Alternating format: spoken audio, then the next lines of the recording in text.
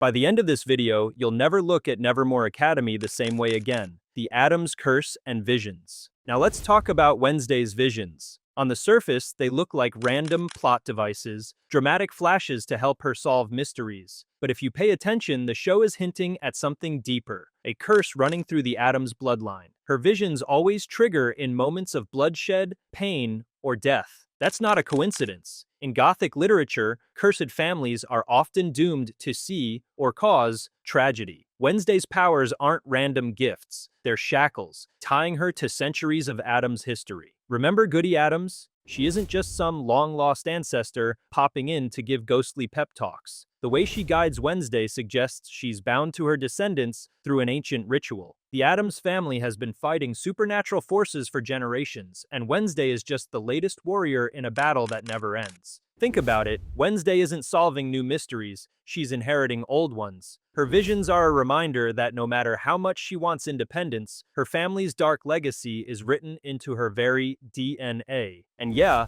imagine being a teenager and realizing your special power is basically supernatural trauma in 4K. If that doesn't scream Gothic, I don't know what does. But let's go deeper. There's an emotional layer here too. Wednesday's relationship with her visions mirrors her relationship with her family. She doesn't want to be controlled, but she can't escape their shadow. Every time she sees blood or death, it's like a metaphorical chain dragging her back into the Addams legacy. The visions don't just show her the future, they show her who she really is, whether she wants to admit it or not. The secret societies of Nevermore. Let's shift to Nevermore Academy. The entire school might not be a safe haven at all, but a cage. Everyone remembers the Nightshades, right? The rebellious little club that Wednesday stumbles into. At first, they seem like your average edgy secret society. But here's the hidden detail. Their name is no accident. The nightshade plant has been historically linked to witchcraft, poisons, and forbidden rituals. By naming the group after it, the writers are signaling something deeper, that this isn't just a bunch of kids hanging out in a library. The Nightshades are guardians of hidden knowledge, knowledge that might be older than Nevermore itself. Now here's where it gets creepy. What if Nevermore Academy wasn't founded to protect outcasts at all, but to trap them? Think about it. All the most dangerous, most gifted, most cursed people are rounded up into one castle-like school. Constant surveillance, secret societies pulling strings, a headmistress with her own shady past. It looks like a sanctuary, but it feels like a cage. A beautifully Gothic cage. And that changes everything about Wednesday's journey. She isn't just a student solving mysteries. She might be a prisoner fighting to break free. And this isn't even that far-fetched. Gothic literature often plays with the theme of beautiful prisons, castles, monasteries, schools. They lure you in with promises of safety, but keep you trapped with secrets. Nevermore fits that mold perfectly. Monsters, metaphors, and the Hide. Now let's revisit the infamous Hide reveal from Season 1. Everyone remembers the shock, but almost no one talks about the literary reference. The Hide isn't just a random monster. It's based on Robert Louis Stevenson's Dr. Jekyll and Mr. Hyde. In that story, Hyde represents the uncontrollable darkness inside every human. So in Wednesday, the Hyde isn't just a monster of the week, it's a mirror, a symbol of society's buried darkness. And Wednesday's own, because let's face it, Wednesday isn't pure, she's fascinated by violence, obsessed with death, and constantly fighting her own urge to embrace the darkness. The Hyde is her shadow self. And then, of course, there's Pugsley's little zombie resurrection experiment, which on the surface is just played for laughs. But think about it, resurrection is one of the oldest Gothic tropes. From Frankenstein to Pet Sematary, it's always about one thing. Messing with death has consequences. So yeah, Pugsley bringing a corpse back for fun? That's not just comedy, that's foreshadowing. And if history has taught us anything, it's that resurrected monsters never stay in their lane. The Riverdale effect and Netflix's strategy. Now here's something that might sting. Season 2 just doesn't feel as sharp as Season 1. And you're not crazy if you feel that. The first season felt edgy and unique, like Netflix finally found a perfect Addams Family reboot. But Season 2, it feels a little Riverdale. The same aesthetic, the same teen drama energy, the same let's just throw weird stuff at the wall vibe. Even Netflix's release strategy adds to the problem. Instead of dropping all the episodes at once or going full weekly like Disney Plus or Amazon, they split the season in half. And guess what? Episode 4 doesn't even end on a cliffhanger. It just stops. That's not suspense. That's homework. It's like Netflix saying, okay, class, take a break, come back in a month, and maybe we'll finish the story. The Gothic Rulebook. To really understand Wednesday, you have to see how tightly it follows and twists the Gothic Rulebook. Rule 1. The Cursed Family. Check the Addams are basically the poster family for generational curses. Rule 2. The Haunted Castle or Institution. Nevermore Academy? Straight out of Gothic Central casting. Rule 3. The Forbidden Romance or Obsession. Wednesday's weird push and pull with Xavier and Tyler isn't just teen drama, it's classic Gothic tension, desire mixed with danger. Rule 4. Death and Resurrection. From Pugsley's zombie stunt to the constant graves and funerals, this show is dripping in Gothic symbolism. The writers know what they're doing. They're not just throwing spooky set dressing at us. They're pulling from a 200-year-old tradition, from Mary Shelley to Poe to modern horror. And that's why the show feels so layered, even when the plot gets ridiculous. The Stalker as a symbol. Let's circle back to that Stalker reveal. On the surface, it's a joke. Wednesday's big bad turns out to be a middle schooler with invisibility powers. But symbolically, it's genius. The Stalker isn't dangerous because she's violent. She's dangerous because she sees Wednesday, really sees her. And Wednesday, for all her confidence, is terrified of being truly known. That's why it matters that the Stalker is invisible. She represents the unseen eyes always watching Wednesday, her family, her classmates, even us as the audience. Wednesday performs toughness, sarcasm, independence. But the invisible fan cuts through all that. She's the reminder that Wednesday isn't untouchable. She's vulnerable. Pugsley's hidden role. Pugsley is often treated as comic relief, but in Season 2, he becomes surprisingly important. His zombie resurrection might seem like a gag, but it positions him as someone who can tamper with forces even Wednesday hesitates to touch. And thematically, it's fascinating. Wednesday is cursed with visions. She can see death. Pugsley, meanwhile, can reverse death if only temporarily. Together, they're two sides of the same coin. Sight and power. Doom and rebellion. It wouldn't be surprising if Season 3 leans harder into this sibling duality. Wednesday may be the chosen heir to the Addams curse, but Pugsley might be the one with the power to rewrite it. The Gothic language of ravens. Ravens aren't just spooky background props in Wednesday. They carry centuries of symbolic weight that the writers clearly tapped into. In literature and mythology, the raven has always been a messenger, but the kind you don't want showing up at your window. In Norse mythology, Odin kept two ravens, Hugin and Munin, who flew across the world and brought back secrets. In the Bible, ravens appear as symbols of divine punishment and desolation. And of course, Edgar Allan Poe's The Raven cements the bird as an eternal emblem of grief, prophecy, and despair. A raven doesn't just caw, it warns. So when one particular raven with a distinct eye keeps circling Wednesday, it isn't a coincidence. It's Gothic language in motion. The raven is a living metaphor, shadowing her steps like an omen she can't escape. In many traditions, ravens are tied to the thin veil between life and death, existing in the liminal space that Wednesday herself inhabits. She's not fully bound to the living. Her visions and family curse tether her to the dead. The bird becomes a mirror, a reminder that she's caught between two worlds, unable to fully claim either. And if we follow Gothic tradition, the raven's presence signals that Wednesday's fate isn't just hers to control, it's already written, stitched into the fabric of death and destiny. In other words, that creepy bird isn't just set dressing. It's the writers whispering, pay attention, death is watching. The Addams Family legacy never shown on screen. Most viewers focus on Wednesday, Morticia, and Gomez, but the Addams Family has always been depicted as stretching far into the past, a whole bloodline steeped in rituals, curses, and dark eccentricities. The show hints at this legacy through Goody Addams and the visions. But here's the part most people miss. Wednesday is not the first in her family to be a visionary. Generational trauma is passed down like an inheritance. The powers aren't gifts, they're debts owed by the family. Imagine centuries of Addams descendants, each with their own curse. Some may have been seers, others alchemists dabbling with resurrection, others perhaps cursed with transformations like the Hide. Each generation fighting, and often failing, to resist the darkness. By placing Wednesday in this legacy, the show makes her story bigger. She isn't just a quirky outcast at a school. She's the latest soldier drafted into a war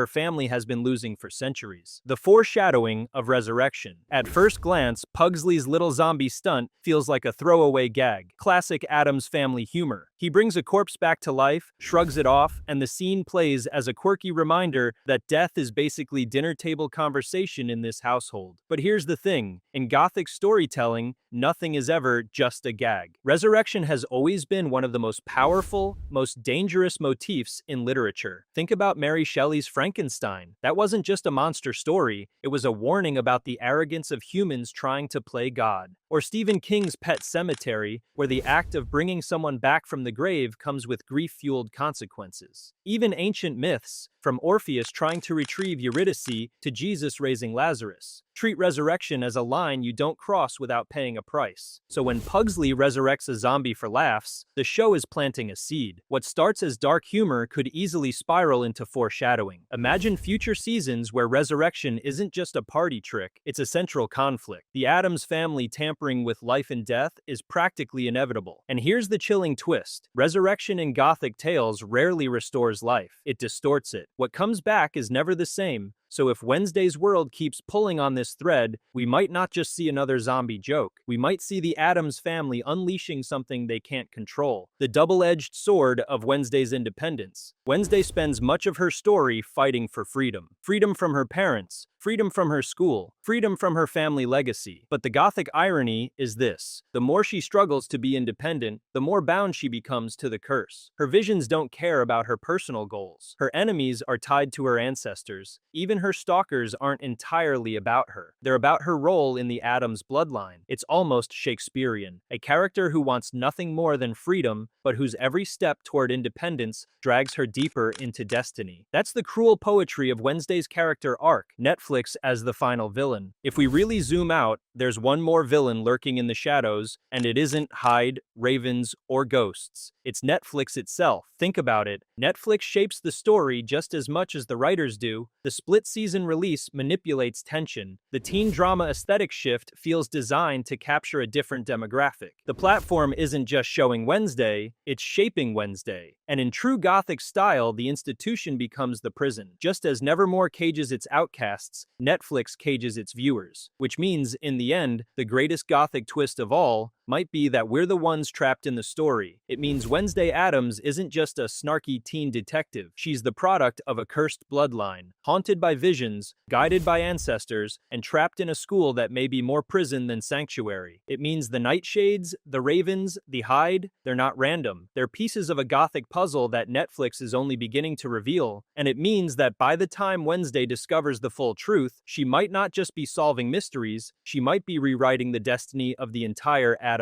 family. But here's the big question. Is Nevermore protecting outcasts or trapping them? Drop your theories in the comments section, and don't forget to hit that like button and subscribe for more deep dives into the stories behind your favorite shows and films. Until then, remember, if your brother resurrects a zombie, maybe don't invite it to family dinner.